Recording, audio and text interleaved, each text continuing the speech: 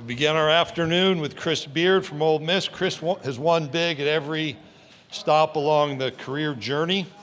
Most notably, he led Texas Tech to its first ever national championship game appearance in 2019. He was named the Associated Press National Coach of the Year. Last season, he led Ole Miss to a Sweet 16 appearance in Atlanta. This was the second time in program history and the first time since 2001 the Rebels had made it to the Sweet 16. Chris credits his high school coach, Terry Priest, for steering him into the coaching profession after high school. Chris decided his best path into coaching was to serve as a student manager on the basketball team in college, and now he pays it forward to the next generation of aspiring coaches by offering meaningful career development opportunities for both student managers and graduate assistants. Chris is, and it's emphasized, bold, italicized, very proud of his three daughters. Avery graduated with honors from Columbia University and plans to attend law school. Ella graduated from the University of Texas and plans to attend medical school. And Margot is a freshman in college whose future is wide open in front of her. Welcome to the podium from Ole Miss, Chris Beard.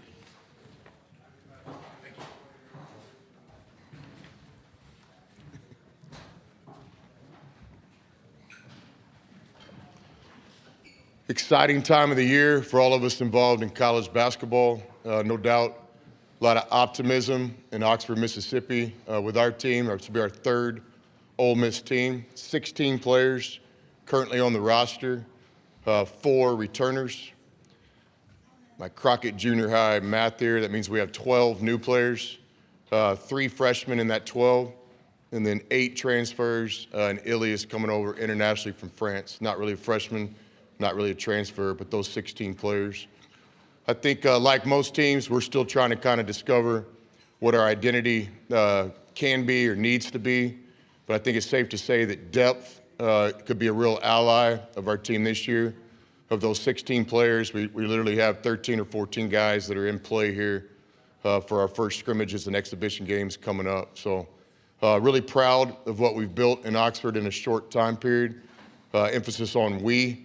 And then probably the biggest part of we was our past players. So last year, having arguably, the best or one of the best seasons in Ole Miss basketball history, I just forever be grateful and appreciative of our seniors last year.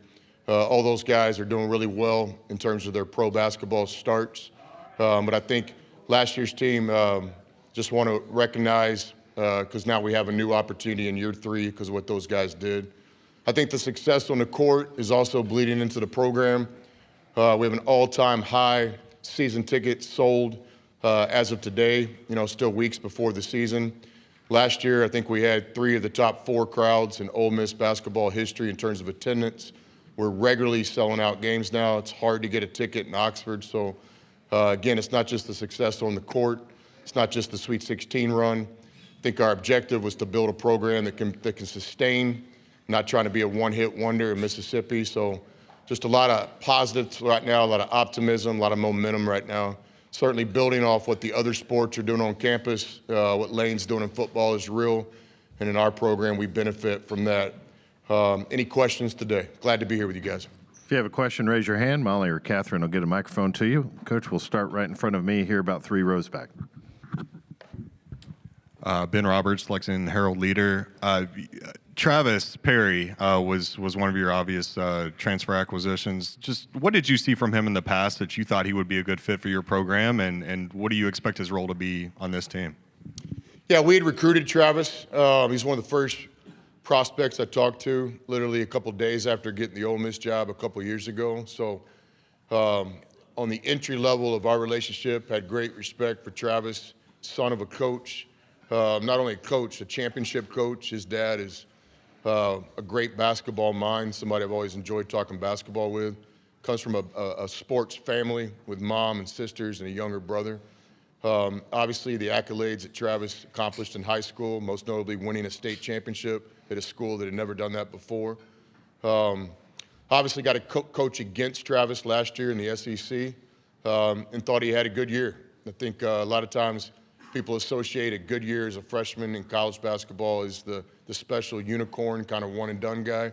But Travis was one of just a handful of freshmen, along with guys like Klafke on our team, that was really in the rotation for Kentucky all year. So currently, Travis is doing well.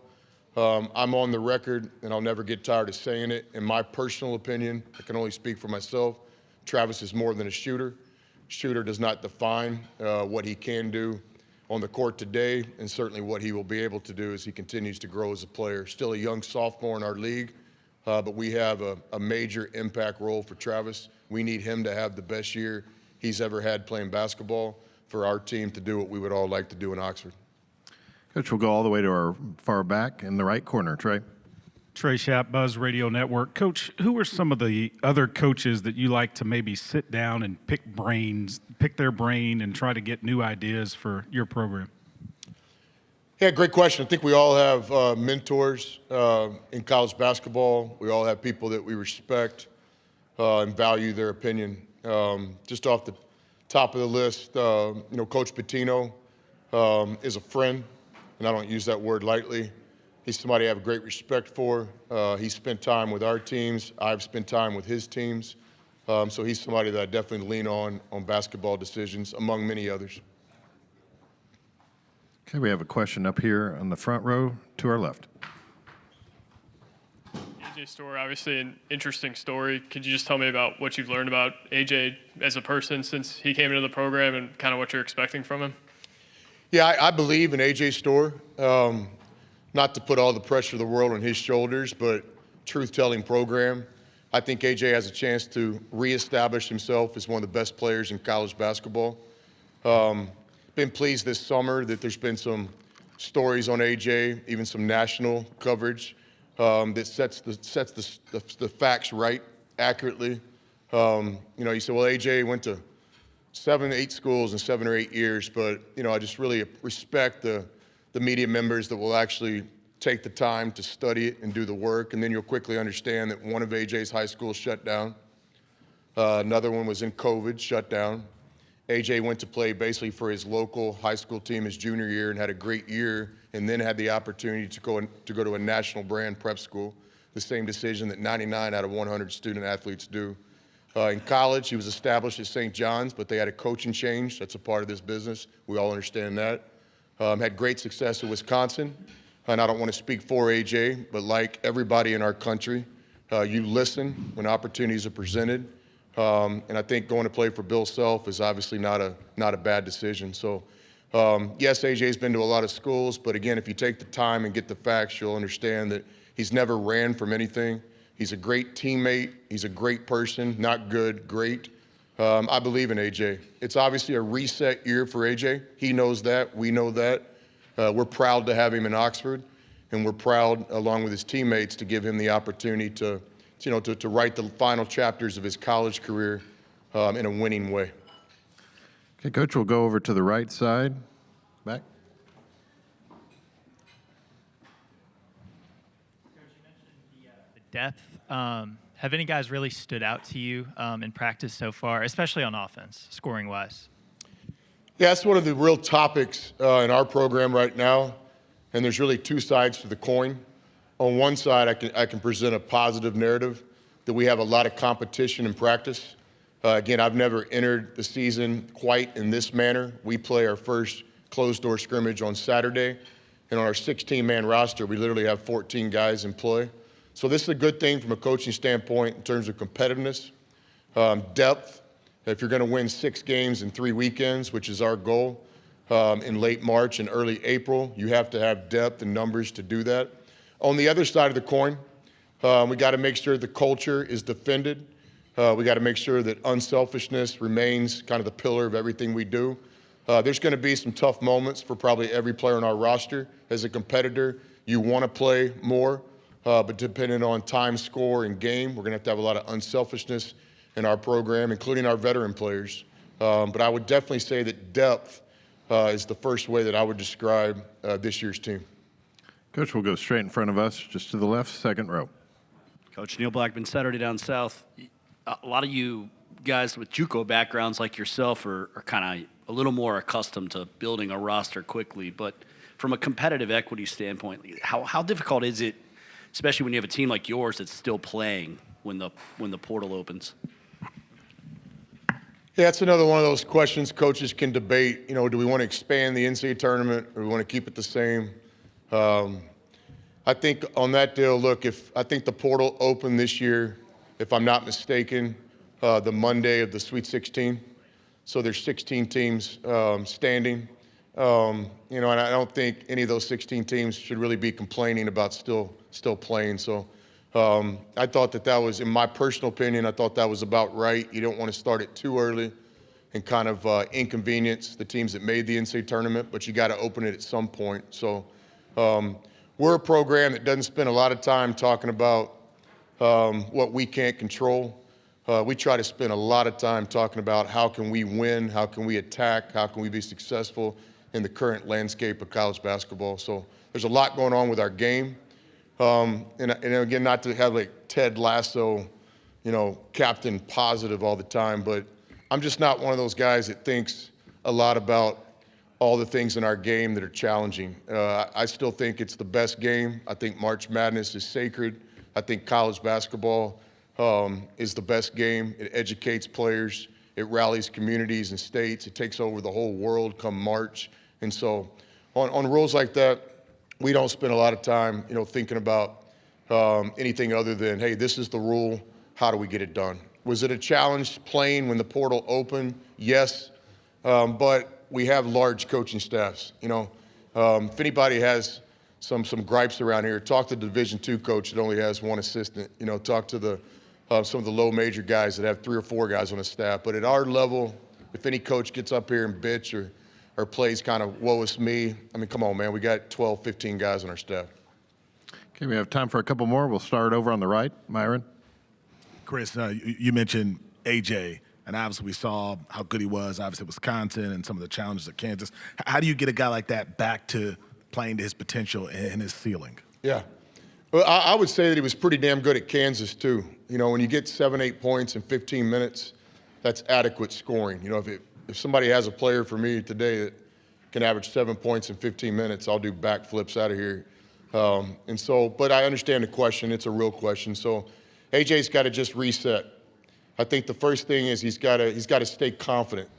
And that's something that me and him talked about in the recruiting process, on the phone calls and Zooms. And then the very first day he got to Oxford, before he ever dropped his stuff off at his apartment, we were talking about that. And we spent 0 time having to deal with that because AJ showed up to Oxford confident. There hasn't been one moment where I thought I could help him as a coach, reminding him who he is. He knows who he is. You know, I think from a basketball standpoint, one of the great things about AJ is his humility. And I'll put this on my 3 daughters. This is the truth. AJ has never said one thing that's even gray line perceived as excuse or negative based on anywhere he's ever been. Him and I talk a lot about the things that he learned from Kansas and from Wisconsin and from St. John's. So he's got to stay confident. He is. And now it's just getting back to playing championship basketball, you know, embracing each possession. I think when AJ is aggressive, AJ is very good. When AJ defers, he can become average very quickly, just like myself or any of us in this room. And so sometimes when AJ defers, it's not in terms of being lazy or selfish. It's just sometimes he's just such a good person and such a good teammate that he'll just kind of defer a little bit. On this year's team at Ole Miss, we need AJ to be aggressive. We need him to be aggressive on the bench, talking to his teammates. We need him to be aggressive in between plays, huddling up his teammates. And certainly every possession, he needs to impact that possession. No different than our other veteran players as well. Take one final question back left. Patrick. What's going on, Coach? Good to see you. You look fantastic. Anyone that watched you guys play last year saw the potential that Malik Dia has. But there seemed to be moments and times where he didn't really know, am I going to shoot it more? Am I putting it on the ground? Am I back to the basket? Because the talent and the ability is all there. How have you coached him up this year to figure out, especially with having so many new guys on the team, of what he needs to bring consistently day in and day out? First of all, I appreciate you recognizing my dress code today. I don't get that much. I'm the 4th best dressed person in my 4-member family behind the girls. Obviously, when you coach with Coach Yo, we all understand her fashion game, elite. I'm actually a little bit insecure here. Here's what happened this morning. Same suit I've worn the last 2 years at SEC Media Days. Thought I grabbed a dress shirt, but I didn't. This is one of those casual shirts, you know, like that a Jeff Goodman type guy wears with the jeans and the sneakers. And so the collar's been coming up all morning. I'm really concerned about this look right here. So, but I appreciate you saying that I look decent up here. Malik Dia, you know, I'm on the record and never get tired of talking about it. I believe in Malik Dia because he cares. Malik Dia doesn't love basketball. He's addicted to it. Second to only his faith and family. This is what this guy does. He sleeps about 8 hours a day, 24 minus 8, getting back to my Crockett Junior High math. I think that's, what is that? 24 minus 8? 24 minus 8. What's 24 minus 8? 24 minus 8. 16? 16, you got it. 16? Where'd you go to school? No, so Dia's got 16 hours in the day, and he just pours almost every single minute into basketball. He gets prepared, and so that's why I believe in him. I appreciate Dia because he allows me to coach him as hard as any player I've ever coached. Why do I do that? Dia has high expectations. Dia believes he can play in the NBA. Man, that's a strong statement. I do too. Neither one of us thinks it's going to be easy, but that's where our compass starts every day. What Dia has to do to kind of elevate his game is he has to learn consistency. I think we can make a highlight tape on YouTube, and I could argue Dia is a first-team all-conference SEC guy based on the highlight tape. He's got to get consistent. Some of that last year as we studied every minute and every possession he played this offseason. Conditioning was a factor last year. And I think he did a great job getting himself in elite shape this offseason, not only running up and down the streets in the mountains of Oxford. Yes, Oxford has hills. Diet, nutrition, sleep, mental toughness. So I believe if Dia gets consistent, he really could be one of the best players in the SEC. Coach Beard, thank you for your time. Thank you.